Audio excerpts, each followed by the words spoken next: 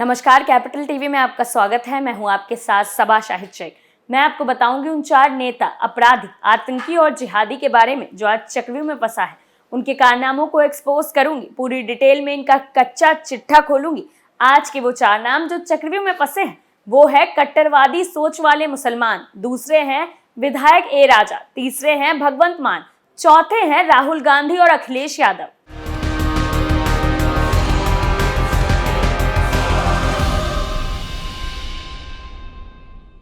सबसे पहले बात कट्टरवादी सोच वाले मुसलमानों की। कर्नाटक के तुमकुर में कुछ इवेंट मैनेजमेंट कंपनियों में काम करने वाली हिंदू महिलाओं को मुस्लिम समुदाय के कार्यक्रमों के दौरान हिजाब पहनने के लिए मजबूर किया जा रहा है। हिंदू महिलाओं को अधिक दैनिक मजदूरी का लालच देकर मुस्लिमों के कार्यक्रमों में न सिर्फ हिजाब पहनने की बात सामने आई है, बल्कि दावा है कि उन्हें कुमकुम हटाकर कार्यक्रम में हिस्सा लेने के लिए कहा गया है। दरअसल घटना तब सामने आई जब एक इवेंट मैनेजमेंट कंपनी ने हिजाब पहनने हिंदू महिलाओं की तस्वीर सोशल मीडिया पर पोस्ट की। साड़ी और हिजाब पहने हिंदू महिलाओं की तस्वीरें और वीडियो वायरल होने के बाद बजरंग दल कार्यकर्ताओं ने इस मुद्दे को स्थानीय जनप्रतिनिधियों के समक्ष उठाया। साथ ही इवेंट मैनेजमेंट कंपनियों के खिलाफ विरोध भी जताया। वहीं बजरंग दल कार्यकर्ता मंजू ने जानकारी दी किस तरह की इवेंट मैनेजमेंट कंपनियां गरीब हिंदू महिलाओं को अपना निशाना बनाती है। उन पर दबाव बनाया जाता है कि वो हिजाब पहने। मुस्लिमों के निकाह और अन्य कार्यक्रमों में कंपनियों के हिजाब पहनने और हिंदुओं की अन्य निशानियां जैसे कुमकुम और चूड़ी ना पहनने पर महिलाओं को 800 से 1000 रुपये तक का लालच दिया जाता है। हिजाब ना पहनने वाली महिलाओं को सिर्फ 300 से 400 रुपये तक दिए जाते हैं। मंजू भार्गव के अनुसार हिजाब पहनने से इनकार करने वाली लड़कियों को काम भी छोटा और कम पैसों वाला दिया जाता है। घटना की जानकारी होने के बाद बजरंग दल कार्यकर्ताओं ने उन लड़कियों के परिजनों से संपर्क किया जिनकी तस्वीर सोशल मीडिया पर वायरल हो रही थी। परिजनों का कहना था कि उन्हें इस बारे में जानकारी नहीं है। अधिक रुपयों के लिए बच्चियों का कुमकुम हटाना और हिजाब पहनना मंजूर नहीं है। मामला सामने आने के बाद बजरंग दल समेत हिंदू संगठनों के कई इवेंट मैनेजमेंट कंपनियों के खिलाफ प्रदर्शन किया जा रहा है। कार्यकर्ताओं का कहना है कि इस्लामिककरण को बढ़ावा देने वाले इस तरह की हरकतें बंद होनी चाहिए। दूसरी खबर में बात विधायक ए राजा की।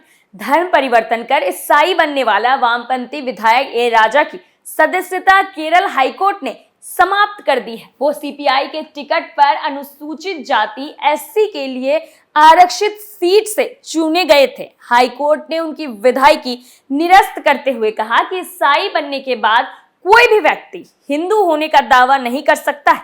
कांग्रेस नेता डी कुमार ने याचिका दायर कर उनके निर्वाचन को चुनौती दी थी। आरोप लगाया था कि ईसाई बनने के बाद ए राजा ने फर्जी जाति प्रमाण पत्र का उपयोग कर चुनाव लड़ा था। इस याचिका पर सुनवाई करते हुए केरल हाईकोर्ट के जस्टिस पी सोमराजन ने कहा है कि केरल की देवीकुलम सीट अनुसूचित जाति के लिए आरक्षित है, क्योंकि नामांकन भरने से पहले ए राजा ईसाई बन चुके थे, इसलिए वो अनुसूचित जाति के लिए आरक्षित सीट से चुनाव नहीं लड़ सकते हैं। अदालत ने जनप्रतिनिधित्व कानून 98 की धारा 1951 के तहत ए राजा का निर्वाचन अमान्य घोषित कर दिया। साल 2021 में केरल में विधानसभा चुनाव हुए थे। इस चुनाव में देवीकुलम विधानसभा सीट से माकपा ने ए राजा और कांग्रेस ने डी कुमार को मैदान में उतारा था। नामांकन दाखिल करने के दौरान डी कुमार ने निर्वाचन अधिकारी के समक्ष इस मुद्दे को उठाते हुए कहा था कि ए राजा ईसाई है, इसलिए वो अनुसूचित जाति के लिए आरक्षित सीट से चुनाव नहीं लड़ सकते। लेकिन तब निर्वाचन अधिकारी ने उनकी दलील खारिज कर दी थी। इसके बाद डी कुमार ने हाईकोर्ट का रुख किया। वहां भी उन्होंने ए राजा के जाति प्रमाण पत्र पर सवाल उठाए। ए राजा की शादी की तस्वीर सीएसआई चर्च के पारिवारिक रजिस्टर के रिकॉर्ड, चर्च में हुए बपतिस्मा के रजिस्टर के रिकॉर्ड को कोर्ट में पेश किया। डी कुमार ने बताया कि ए राजा की पत्नी भी ईसाई है, उनकी शादी एक चर्च में हुई थी। तमाम सबूतों और दलीलों को सुनने के बाद कोर्ट ने ए राजा का निर्वाचन रद्द कर दिया। अब बात पंजाब सरकार भगवंत मान की। भगौड़े खालिस्तान समर्थक और वारिस पंजाब डे के प्रमुख अमृतपाल सिंह को पंजाब सरकार अभी तक पकड़ नहीं पाई है। इसको लेकर पंजाब और हरियाणा हाईकोर्ट ने राज्य सरकार को फटकार लगाई। अमृतपाल सिंह फरार है। इस पर हाईकोर्ट ने आप सरकार से पूछा, उसे पकड़ने के लिए बड़े पैमाने पर तलाशी अभियान शुरू किया गया। इसके बावजूद वो भागने में कामयाब रहा। पंजाब सरकार का खुफिया तंत्र पूरी तरह से फेल रहा। अदालत ने यह भी पूछा कि उस वक्त 80,000 पुलिस वाले क्या कर रहे थे। इस पर पंजाब पुलिस ने बताया कि अमृतपाल पर एनएसए के तहत मामला दर्ज किया गया है। जस्टिस एनएस शेखावत ने राज्य सरकार पर सवाल उठाते हुए पूछा कि अमृतपाल सिंह पर एनएसए क्यों लगाया गया है।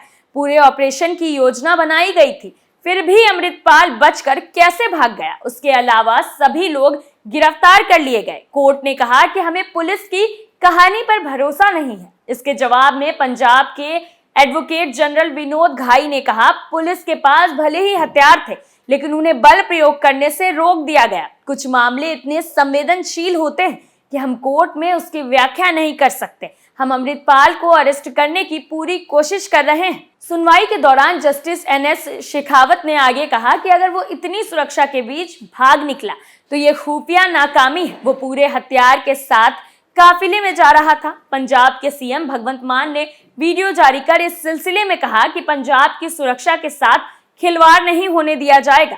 पिछले दिनों कुछ तत्व ऐसे थे जो विदेशी ताकतों के दम पर पंजाब में माहौल खराब करने की बातें कर रहे थे, नफरत भरी स्पीच दे रहे थे, कानून के खिलाफ बोल रहे थे। उन सभी लोगों के खिलाफ कार्रवाई की गई। ऐसे लोगों को सख्त से सख्त सजा दी जाएगी, क्योंकि आम आदमी पार्टी एक कट्टर देशभक्त और ईमानदार पार्टी है।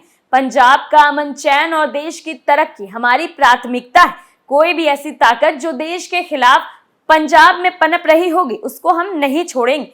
खुफिया एजेंसी ने खुलासा किया है कि अमृतपाल सिंह आनंदपुर खालसा फौज के नाम से अपनी प्राइवेट आर्मी बनाने में जुटा हुआ था। पुलिस ने अब तक जो बुलेट प्रूफ जैकेट और राइफल बरामद की है, उनमें और अमृतपाल सिंह के घर के दरवाजे पर AKF लिखा हुआ था। इसका मतलब भी आनंदपुर खालसा फौज ही है। इस फौज के सहारे अमृतपाल और ISI के इशारे पर काम कर रहे उसके खालिस्तानी समर्थक दिल्ली में हमले की साजिश रच रहे थे।